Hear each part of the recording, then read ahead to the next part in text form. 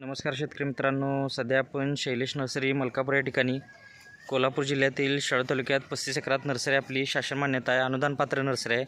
आता बघू शकतोय हे आपण रिबॅगिंगसाठी रोपं बाजूला काढलेली आहेत. सिलेक्टेड रोपं बाजूला काढलेली असतात, त्यानंतर रिबॅगिंग केलं जाते. आता ही असताना 21-21 म्हणजे 60 किलोच्या बॅगमधली रोपं आहेत.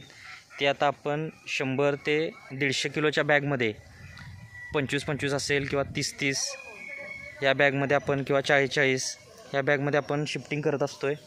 आता ही व्हरायटी म्हटलं तर कोतापल्ली म्हणून खोबरी आंबा आहे, नवीन व्हरायटी आहे. आता त्याचं आपण हे रिबॅगिंग करणार आहे, जेणेकरून शेतकऱ्यांना तयार झाडं मिळतील.